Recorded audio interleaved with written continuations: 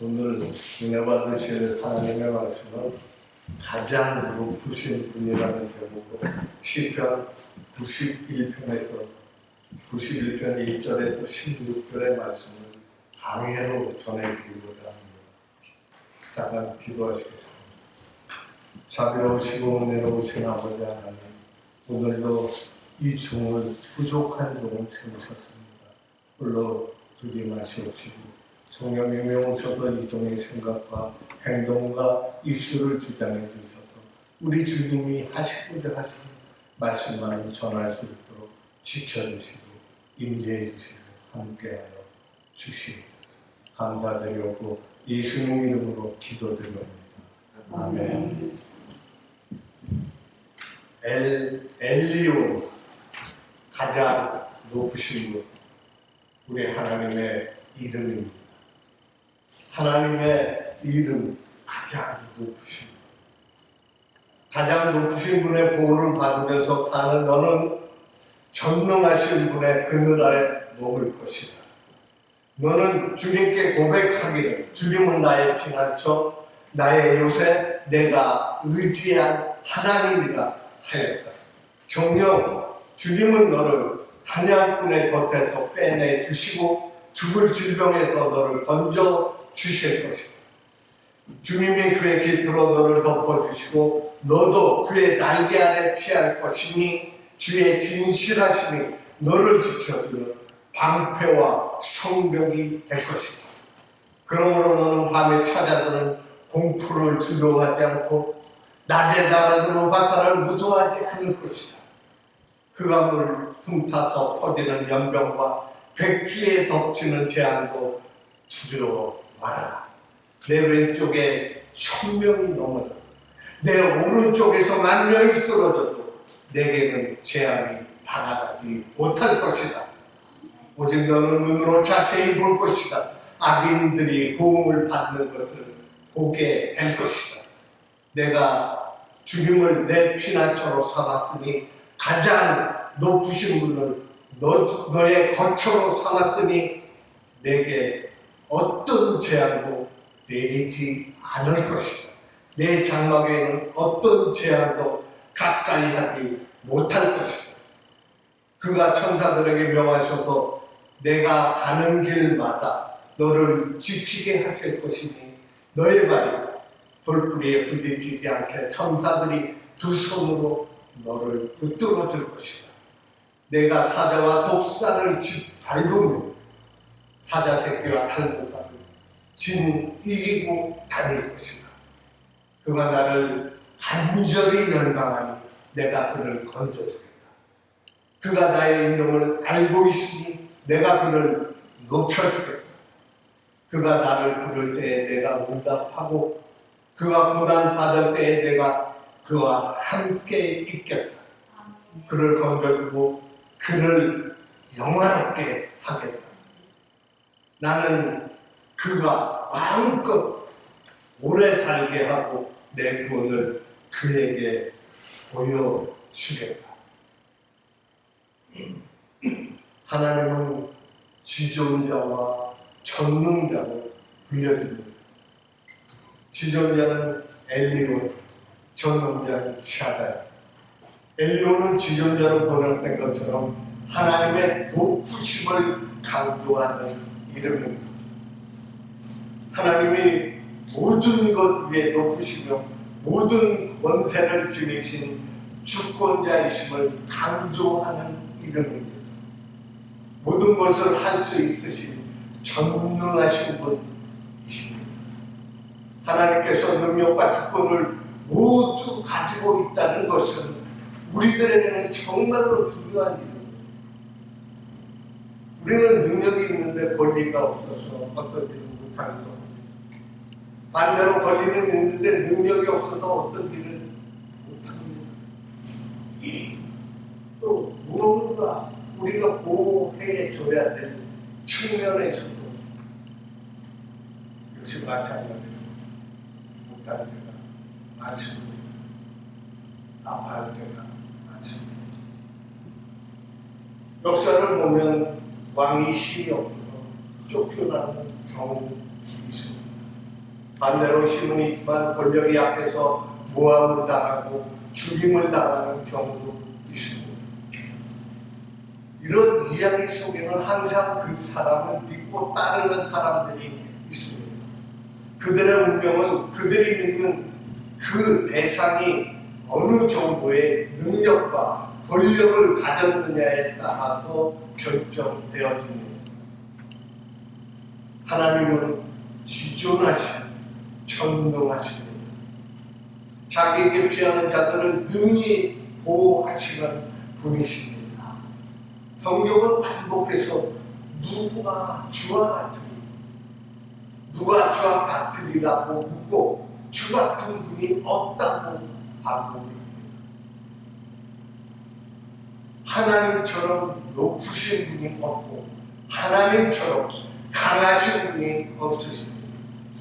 하나님이 으뜸이라면 바로 아래라 할 수 있는 버금이 있어야 하는데 그런 존재조차 없습니다. 하나님과 비교할 만한 존재 자체가 없습니다. 하나님은 지극히 높으시고 무한히 강하십니다.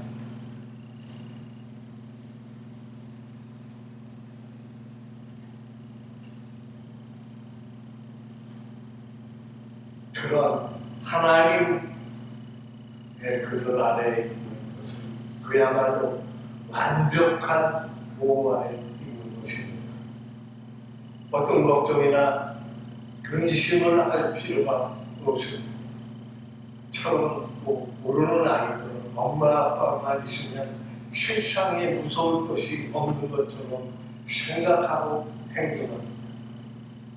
하지만 우리는 하나님에 대해서는 우리가 몰라서가 아니라 알수록 정말 세상에 무서울 것이 없습니다. 어떤 상황도 하나님보다 높을 수가 없고 하나님보다 강하지 못합니다. 어떤 존재가 되었건 마찬가지입니다. 예수님은 이렇게 말씀하십니다. 요한복음 10장 29절입니다. 그들을 주신 내 아버지는 만물보다 크시니 아무도 아버지의 손에서 빼앗을 수가 없느니라. 바울도 이렇게 말했습니다. 로마서 8장 38절 39절입니다.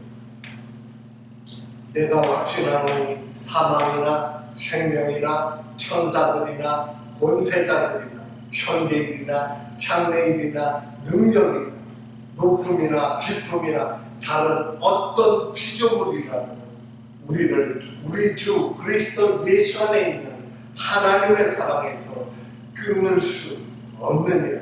아멘. 상황이 어떻게 변해 하나님의 은혜 아래는 언제나 안전합니다.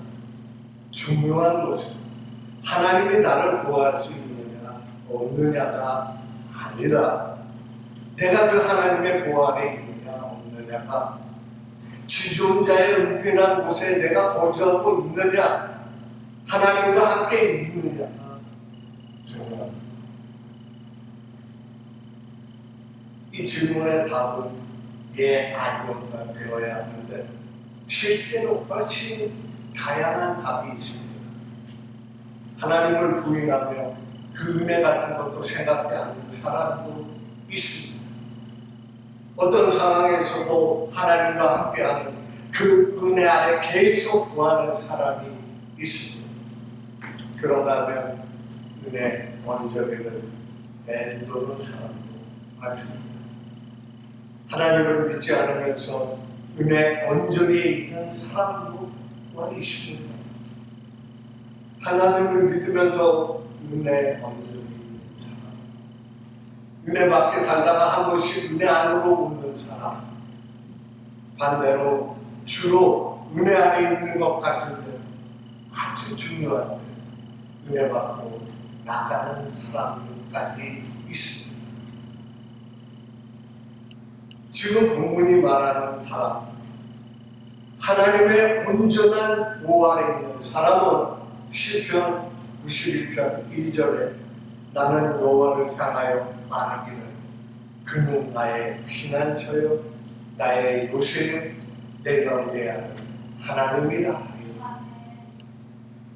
이 사람이 하나님을 어떻게 부르냐? 우리는 주목해 볼 필요가 있습니다.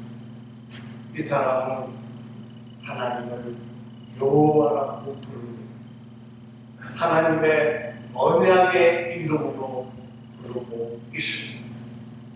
능력과 주권의 하나님이 나와 관계없는 하나님이 아니라 사랑의 언약으로 맺어진 관계임을 아는 사람입니다.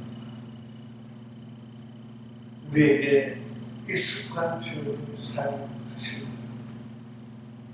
피난처 요새 그리고 그 의미를 확실히 합니다.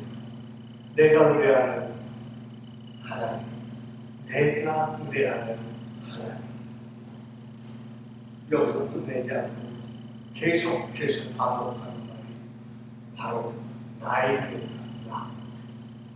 성경에서는 사람이 나를 강조하면 좋지 않은 때가 많이 있습니다. 하지만 여기서는 아닌 것입니다. 그는 계속해서 하나님과 자신의 개인적 친밀함을 강조합니다. 나의 피난처, 나의 요새, 나의 하나님. 도마가 예수님의 부활 소식을 듣고도 믿지 못했다. 예수님을 만나자 나의 주님이시오 나의 하나님이시라고 고백했던 것과 같습니다. 개인적인 관계에 대한 표현이 그냥 하나님이 피난처시며 요새라는 일반적이고 객관적인 사실을 말하는 것이 아니라 하나님이 바로 나의 피난처시고 나의 요새시고 내가 의뢰하는 나의 하나님이라고 고백하고 있는 것입니다. 이 고백의 의미를 시편 기자는 9절에서 설명합니다. 시편 91편 9절입니다. 내가 말하기를 여호와를 나의 피난처라 하고 지존자를 너의 거처로 삼았으면 하나님을 거처로 삼은 사람의 고백입니다. 시편 90편에서도 모세는 하나님께서 대대로 우리의 거처가 되셨나이다라고 고백했습니다.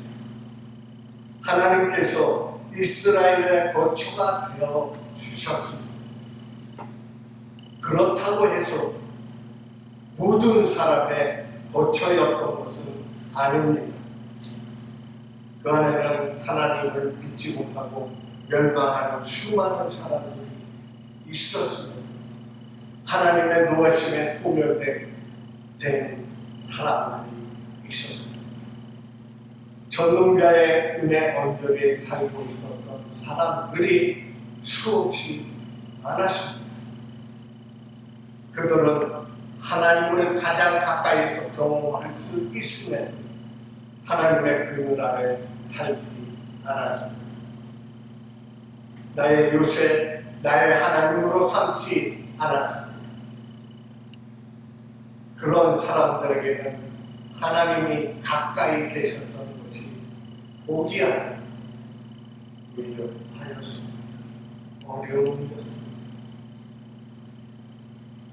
만에 하나 우리 교회 안에 이런 은혜 언저리 있다면 정말로 간절히 부탁드리는 것은 제발 은혜 안으로 들어오실 것을 간절히 부탁합니다.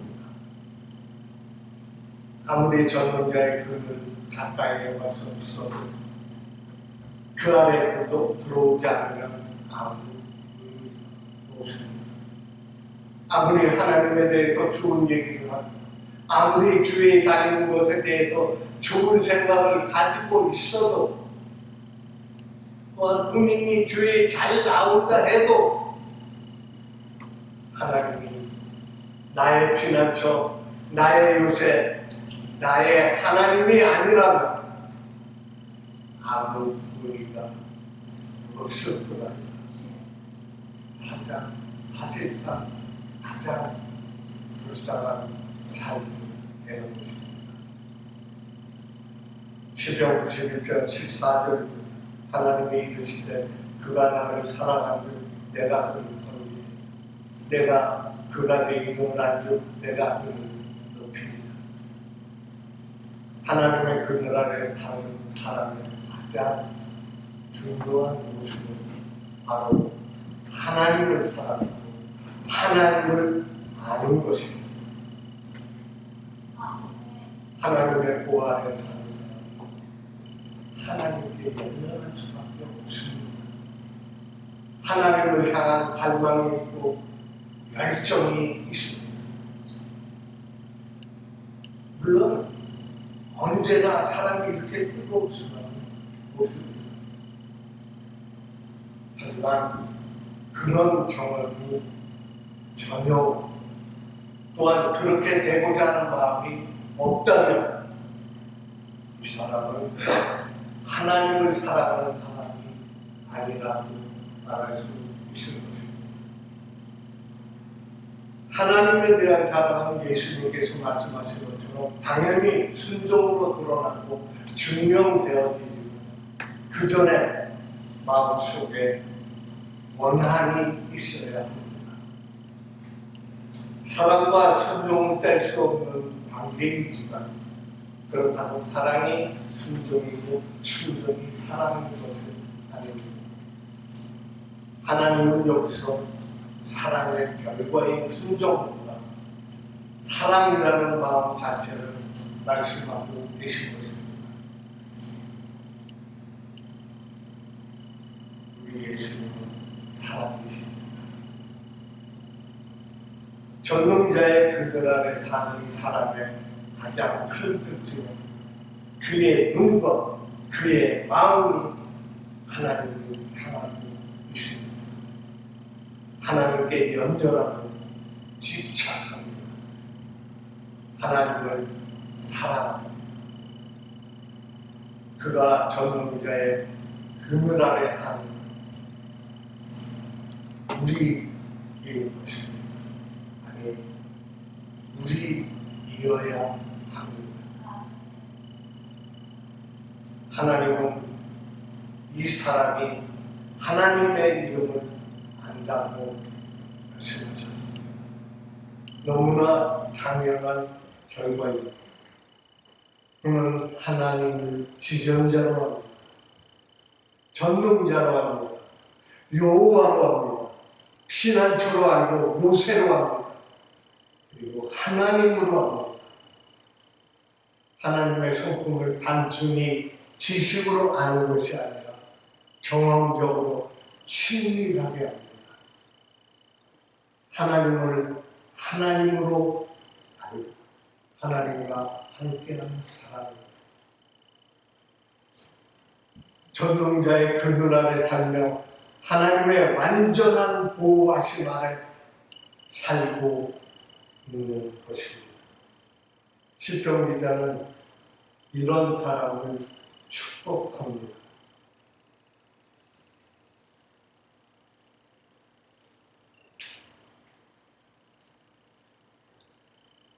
예언의 말씀 하는 거 아닙니다. 무조건 이대로 이루어진다는 말을 하는 것도 아닙니다. 복을 주심을 말해주는 것입니다. 믿는 이들이 받는 믿음의 축복. 이 믿음의 축복은 하나님의 보호하심이라고 할 수 있습니다. 저자는 여러 종류의 위험과 재앙에 대해서 언급하면서 능력의 하나님이 이 모든 위험에서 모든 것에서 우리를 보호하실 것을 말씀하십니다.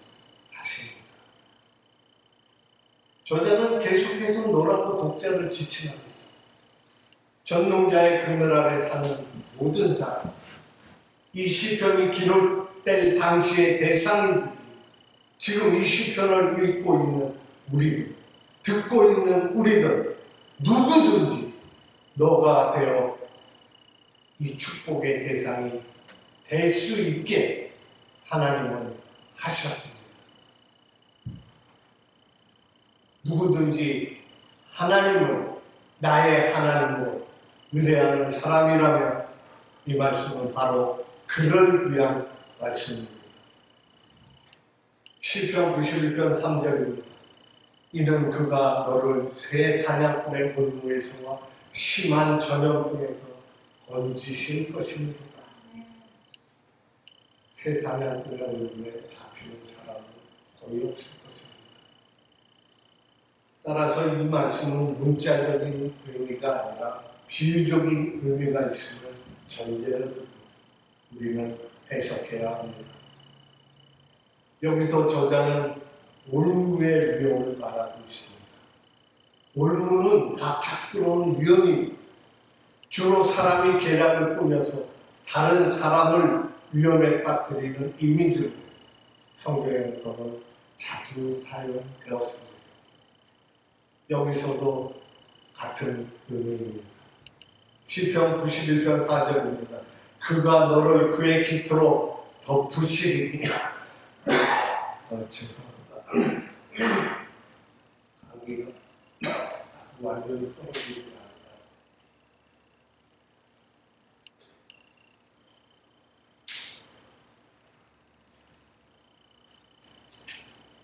시편 91편 4절 그가 너를 그의 깃으로 덮으시리니 내가 그의 날개 아래 피하리고 그 진실함은 방패와 손 방패가 되나 날개 아래 전체 비유가 나옵니다. 하나님을 어미새로 그 아래 있는 사람을 아기새로 비유하고 있습니다. 사랑의 돌보심에 장소가 정해져 있는 것이 아니라 어느 곳이든 괜찮은 어미새의 날개 아래 있으면 됩니다. 아기새가 어미새의 날개 아래서 따뜻하고 평온함을 느끼며 안전한 것처럼 우리들 하나님과 함께할 때 가장 안전하고 그곳이 어디든지 행복할 수밖에 없습니다. 우리는 행복자입니다. 하나님의 보호하심에는 진리와 진실이 함께합니다. 변하지 않는 약속의 말씀이 방패와 손 방패가 되는 것입니다. 시편 91편 9절에서 13절입니다. 내가 말하기를 여호와는 나의 피난처라 하고 지존자를 너의 거처로 삼았으므로 화가 내게 미치지 못하며 재앙이 내 장막에 가까이 오지 못하리. 그가 너를 위하여 그의 천사들을 명하사 내 모든 길에서 너를 지키게 하시니라. 그들이 그들의 손으로 너를 붙들어 발이 돌에 부딪히지 않게 하리라. 내가 사자와 독사를 밟으면 젊은 사자와 뱀을 발로 누르리라.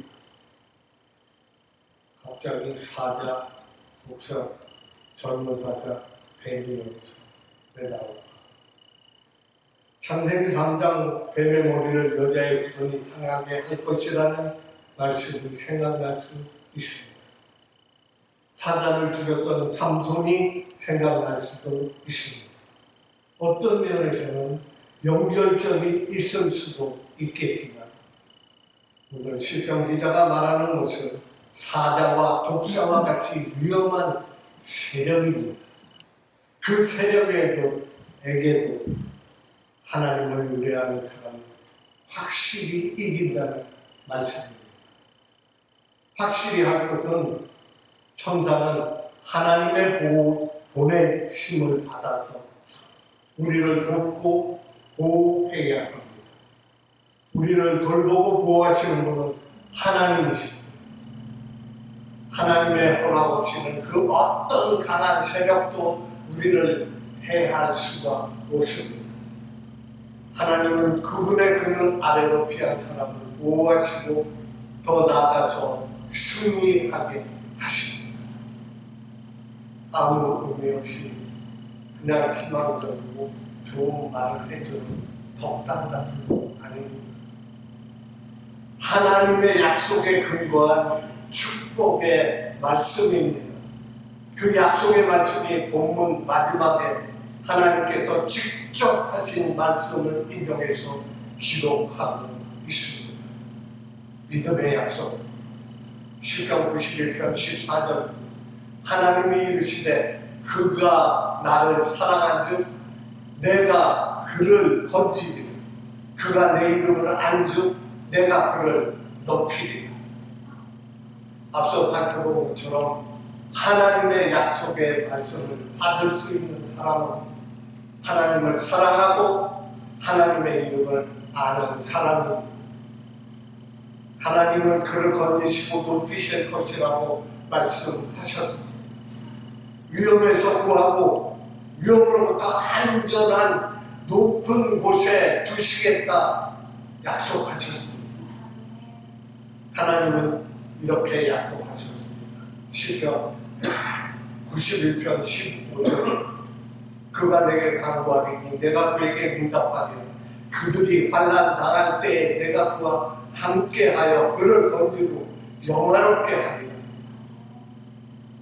여기서도 환난이 있음을 말씀하십니다. 어려운 상황에서 기도할 때 하나님께서 응답하실 것을 약속하십니다. 하나님께서 그와 함께 하십니다. 환난이 있고 고난이 있다. 하나님께서 함께하며 기도를 들으십니다. 환난에서 건지시고 결국 수치를 당하는 것이 아니라 영화롭게 하십니다. 그가 믿는 그 믿음이 틀리지 않았고 따라서 그의 삶이 어리석지 않았음을 알리시겠다는 말씀입니다. 세상 사람들에게 비웃고 조롱하고 벌뜯던 사람들에게 알리시겠다는 말씀입니다. 시편 91편 16절입니다. 내가 그를 장수하게 하므로 그를 만족하게 하며 나의 구원을 그에게 보이리라 하시도다.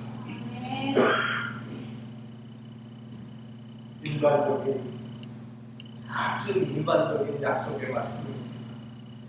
하지만 하나님 약속하신 장수는 그저 오래 사는 것 아닙니다. 풍족한 삶을 말씀하시는 것입니다. 겨우겨우 가늘고 길게 사는 것이 아닌 하나님께서 계획하신 삶의 의미, 삶의 목적에 맞는 풍성한 삶을 살게 하실 것입니다. 하나님의 허락하시는 삶은 당연히 만족할 수밖에 없습니다. 그 삶에는 지속적인 하나님의 구원하심이 있을 뿐 아니라 전체적인 궁극적인 구원하심이 있습니다. 가장 높으신 하나님과 함께하는 영원한 삶, 이것이 하나님의 은혜 안에 사는 우리들에게 하나님께서 주신 약속입니다. 엘리오, 가장 높으신 하나님의 약속입니다. 믿으십니까? 정말로 믿으십니까? 확실합니까?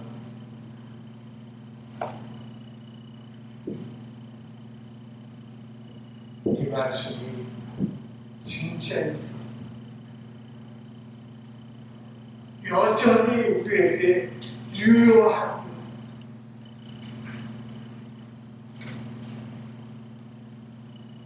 우리는 상황에서 너무 쉽게 우리 자신을 상황의 피해자로 만들어 버립니다. 내가 어떻게 하나님을 섬겨왔는데 겨우 나에게 돌아온 것이 이거냐고 하나님께 따집니다. 결국 이렇게 될 거면 이런 약속이 무슨 소용이 있냐고 하나님을 원망합니다. 광야에서 예수님 앞에 나타난 사탄은 시편 91편 11절 12절의 말씀을 인용해서 예수님을 시험했습니다. 예수님을 성전 꼭대기에 세우고 거기서 뛰어내려 하나님의 보호하심을 증명해 보이라고 시편 말씀을 인용을 합니다. 그에 대해 예수님은 신명기 6장 16절을 인용하셔서 주 너의 하나님을 시험하지 말라 하였느니라 단호하게 답하십니다. 어려움 중에 우리는 너무 쉽게 하나님을 시험합니다. 내가 이런 상황에 있는데 이 약속의 말씀이 진짜라면 하나님 이렇게 하셔야 됩니다.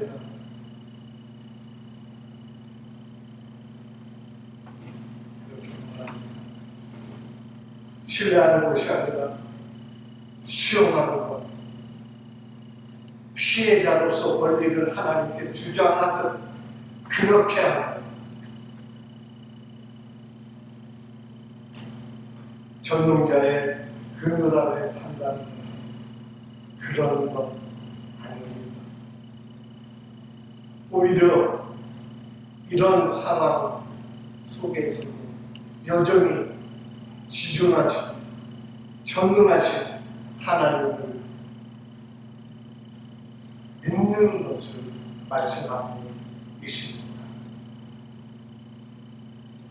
모든 것이 무너졌어도 하나님으로 인해 평안할 수 있음을 말씀하고 계십니다. 바울 사도가 데살로니가 교회에게 항상 기뻐하라, 쉬지 말고 기도하라, 범사에 감사하라 라고 말할 수 있으면 그것이 전능자의 그늘 아래 사는 모든 사람들의 모습이기 때문입니다. 하나님을 믿고 하나님의 약속을 믿는다면 언제나 어려움 중에 있든 그렇지 않든 해야 할 일이 계속해서 하나님을 믿는 것입니다. 그 약속을 믿는 것입니다. 만약 내가 신실하지 못해서 고난을 겪는 부분이 있다면 신실함으로 돌아갈 때 고난에서도 벗어날 수 있습니다. 내가 신실함에도 불구하고 고난을 겪고 있더라도 그것이 신실하지 않은 이유가 되지 않습니다. 계속해서 하나님의 약속을 신뢰하고 신실하게 믿음을 지켜야 합니다. 전능자의 그늘 아래 사는 사람에게 하나님은 시편 91편의 축복과 약속을 주신 것입니다. 이 말씀은 오늘날에도 진리이고 우리에게도 유효합니다. 가장 높으신 하나님 엘리오 그분의 그늘 아래 거하며 살아야 합니다. 아니 임마누엘 축복교회 모든 성도 그분의 그늘 아래 살고 있을 줄 있습니다. 기도하시겠습니다. 자비로우시고 은혜로우신 아버지 부족한 주님 잘못된 전하였사오니 주님 용서해 주시옵소서. 주님의 말씀을 전해서 주님 이 말씀을 현실로 이루고 오빠 큰 은혜 잘 숨있게 하여 주시옵소서. 감사드리고 예수님 이름으로 기도드립니다.